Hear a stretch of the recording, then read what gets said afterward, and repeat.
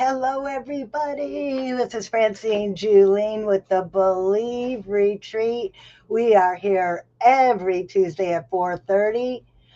The Believe Retreat is a space that we provide for women creatives who are looking to take a passion project to profit. And we talk about all kinds of topics. And today's topic is how to build resilience to overcome life's challenges. Because as creatives and business owners, we all need a bit more resilience. And our special guest today is Sara Im. Heidi.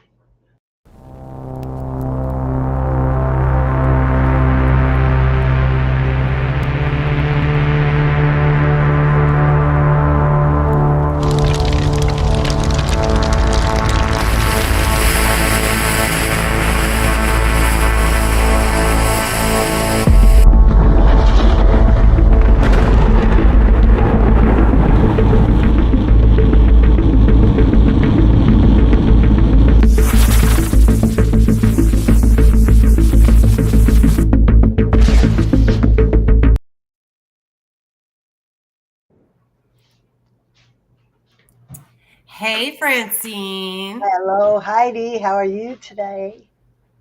I'm excellent. How are you? Fantastic. I just can't get my I lighting cannot. right. What's that? I can't get my lighting right. So everybody forgive me as I just play with my lighting. That's We'll okay. My background's what still a kind of little bit cool looks weird. I could get. But I'm so excited today. I cannot wait to introduce you guys to Sara. So let's bring her on. There she is. Hey, Hi. Sara. Hi, Heidi. Thank you so much for joining us today. Oh, thank you so much for having me. So, what we usually do at the beginning part of this episode is we want to slow down to speed up because the hustle culture is just not sustainable over time. And so, what we do as part of the episode is just take 2 minutes. And lately, we've been focusing on vision. I think in the future, I'm about to do a shift and start to do some other sensations. But today, we're still focused on vision. So, what I do is I pop a picture up on the screen. And for 2 minutes, we're just going to look really closely at it and see what little details we can notice, like difference in shadings or different like patterns, things like that. And the reason we do this is because it's a great way to interrupt the survival brain thought process and get us thinking a little bit more creatively once we've taken that 2-minute break. So when we do this at home or on our own, you probably will do it in your head, but because this is a live stream and we're trying to be a little bit more entertaining, after we take a couple breaths to get started, Francine and I are going to start talking about what we notice about the picture. So at any time in the 2 minutes, you feel like jumping in and telling us what you notice in the picture, you're more than welcome to join us, okay? Okay, so here is the picture today, this awesome seashell. And everybody just take a nice deep breath in. And then slowly breathe out. And as you take a nice deep breath in this time, start looking very closely at the picture. Looks like there's little pearls up on all those ridges. Oh, I didn't notice those at all. I was looking deep, dark into the ridges and the shadowing that's in there. Whoa. Talk about not noticing a detail. It's very noticeable now that you bring your attention to it. And then it also resembles a spiral staircase. Oh, oh yeah. Oh, now I'm getting lost in the center of the spiral. I was also looking at the really delicate shading that's on the big part of the shell. Like there's just a little bit of tan and there's like some squiggly lines, but they're not real easy to see at first.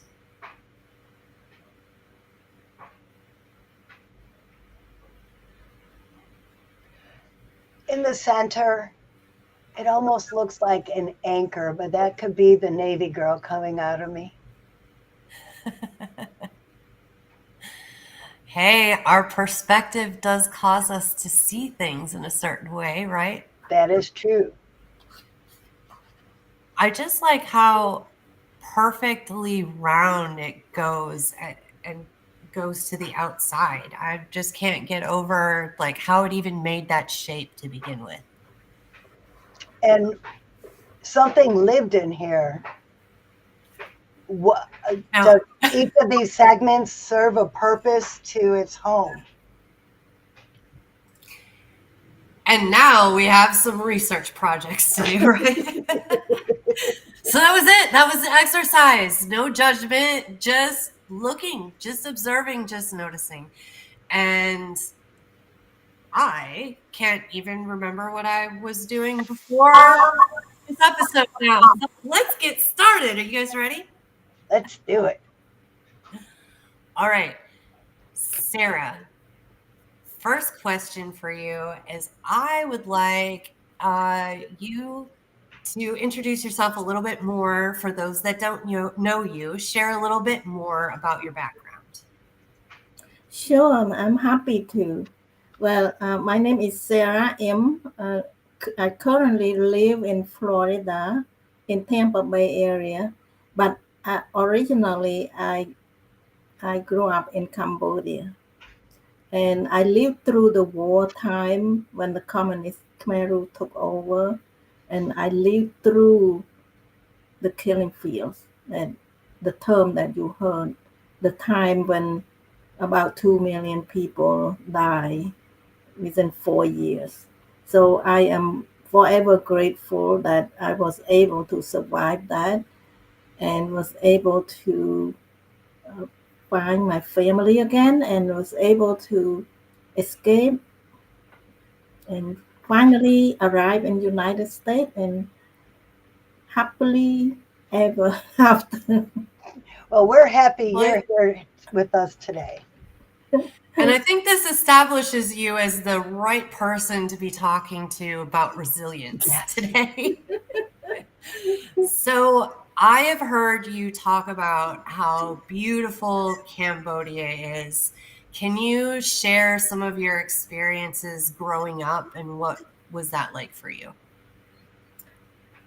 Of course, Cambodia is beautiful. It's tropical, and we have all kind of vegetation, all kind of fruit trees, and um, well, just the fruit tree alone, it made me homesick already.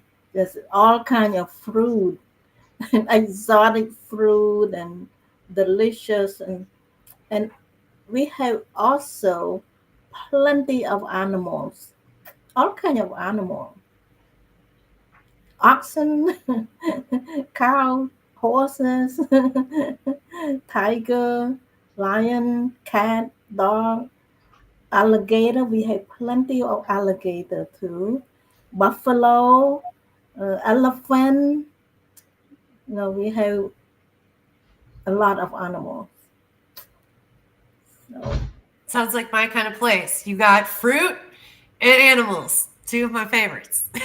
So, how old were you when you lived there? I lived there up until 25. So, what happened in 1975 and where were you at that time? 1975, I went to college. I was so far away from home went to college in the capital city. It's called Phnom Penh. And that year, the communist regime took over our country. They came in the military takeover. The military truck went into the capital city on the street, and it's very scary. And they shut down everything. As soon as they come in, there was nothing working. They turn off. It's like no more school, no more transportation, no more bus, no more airplane flying. Everything was completely shut down. And they start to kick people out from the home. They don't want people to live in the city anymore. So I was pushed out from my home just like everybody else. And finally, I got transported to a faraway place and finally end up in a forced labor camp. That I can't even imagine. And I've heard you say this story before, but every time you talk through this part, it just I feel this like fear for something that I've never experienced before, or even had to think about before. So, reflecting on your journey, what would you say is the most challenging aspect for you at this point? Everything was challenging, but the most challenging of all is that they force us to work so hard in the rice field, in the intense sun, and they give us so little food and not enough time to sleep, not enough, no time to rest, and it's very intense. So I end up getting sick, very sick, and also mentally, I miss my family. When they kick us out from the city, we have no way to reach out to our family to find out who everybody, what happened to all my family members. So just that alone is very challenging. Just imagine when everything happened to you and you don't know what happened to your family and you're all alone. That was the case. Yeah. Wow.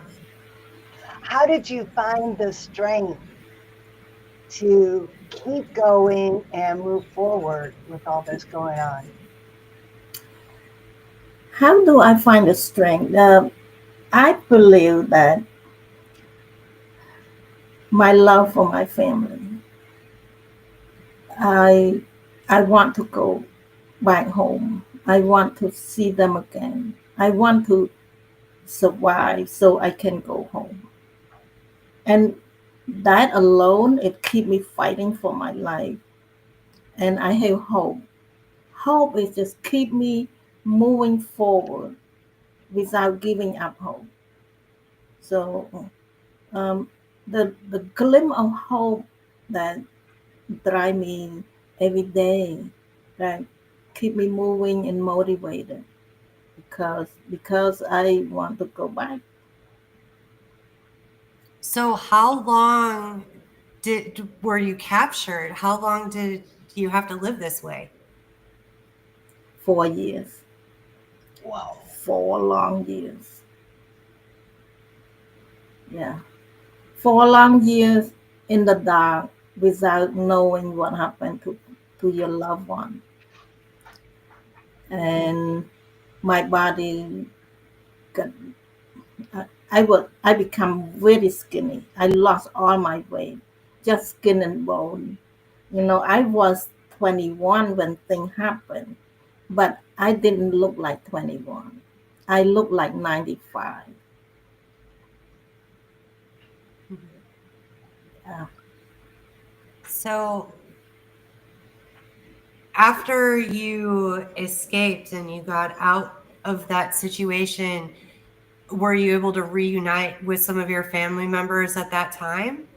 Yes, yes.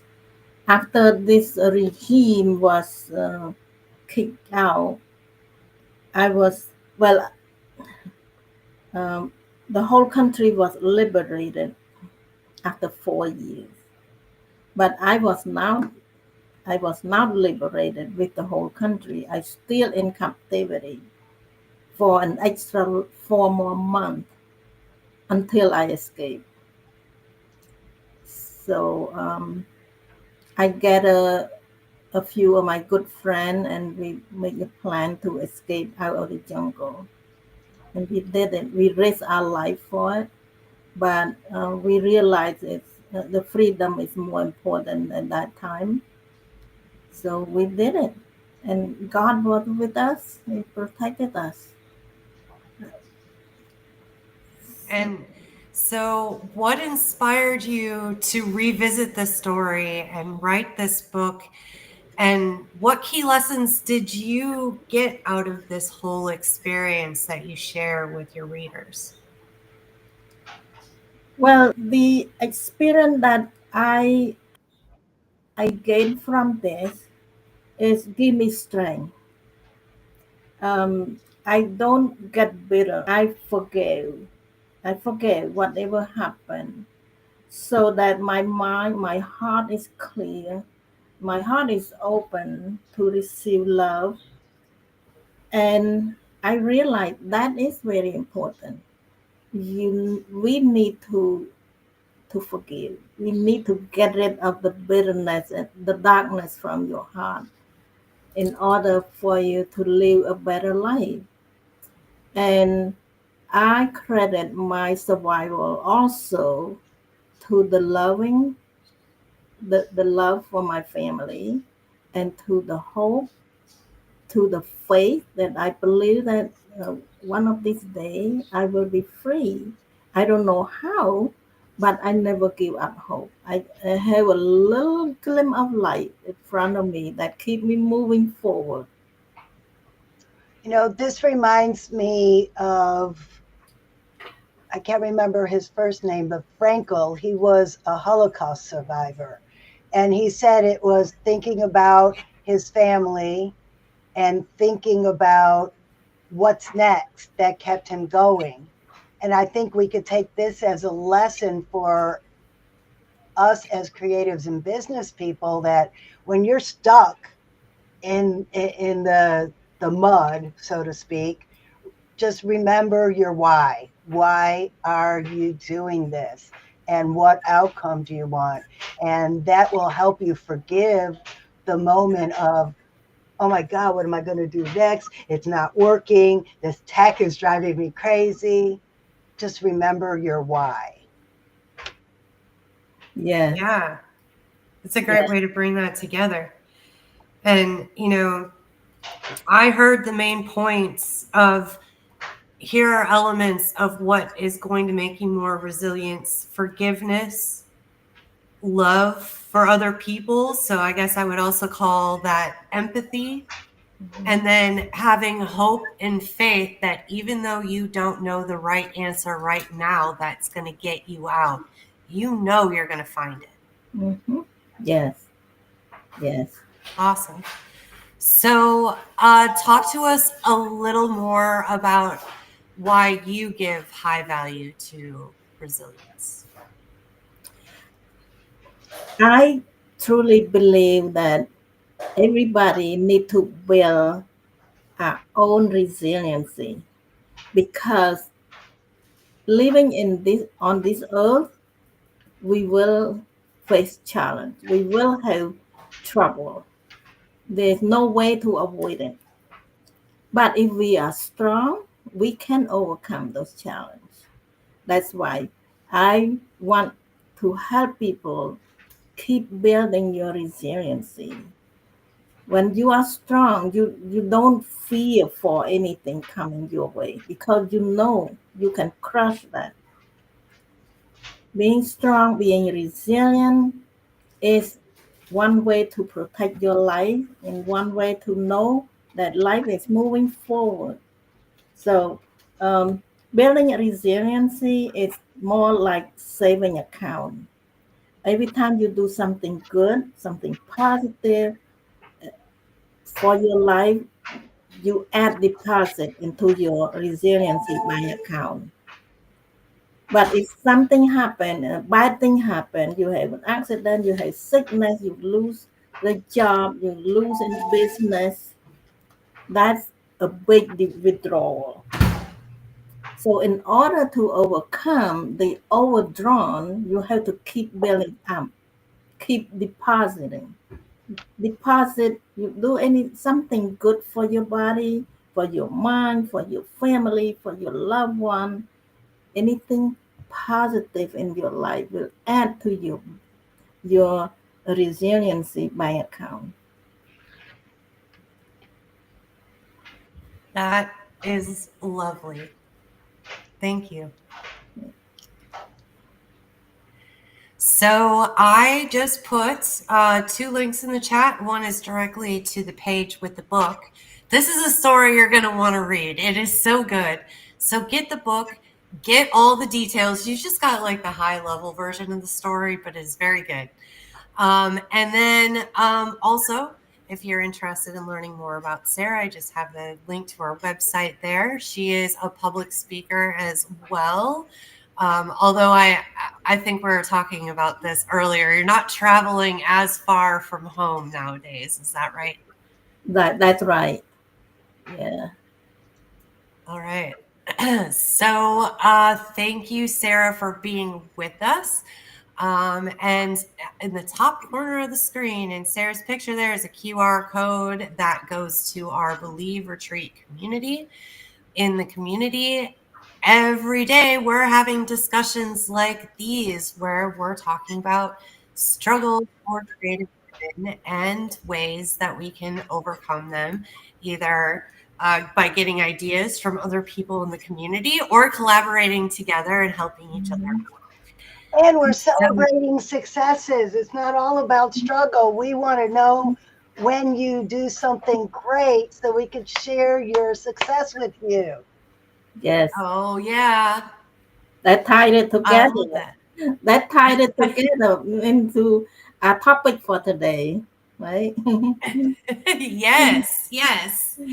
And Francine, tell us a little bit more about this event going on.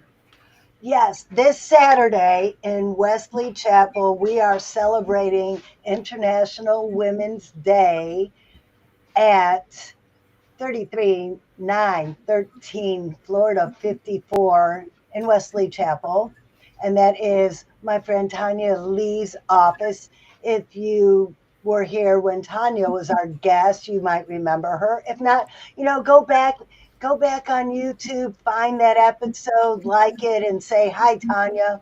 Anyways, we are going to have 5 speakers talking about women's home ownership, healing bowl group meditation. We have a money manager coming and talking about empowering women to be financially fearless, and a breast cancer survivor, and bring the kids. This is going to be for the whole family because at 3 o'clock, Princess Francie is going to be doing an interactive play date with the kids. And I hear that Sparkle Feathers might just make an appearance. This is just going to be What? fun for all. Sparkle Feathers is going to be there? Sparkle Seriously? Feathers is going to be there. Well, man, I got to figure out how to get down to Tampa. And Sara, you're right down there. Yes, yes.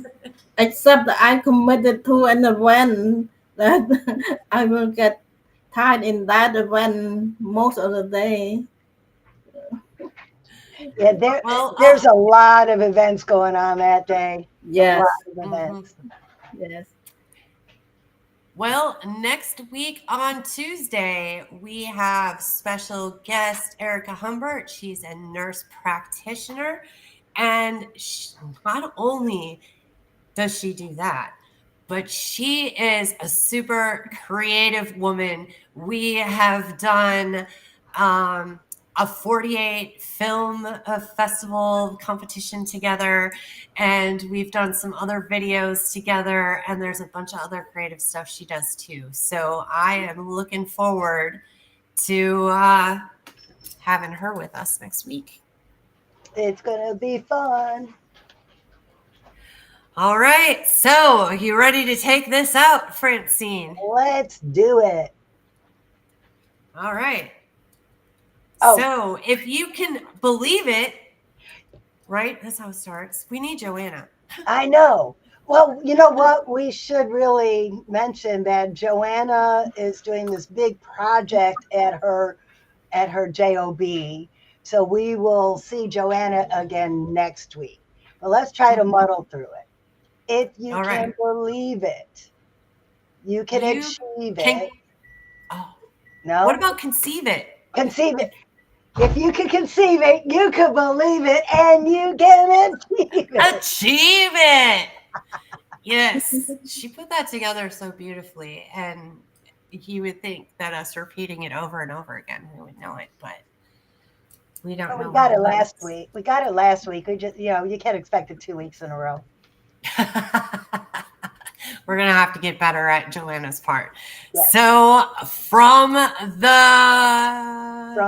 head to the heart to the hands. Yes. You can. All right. Thanks, Sarah, for being here.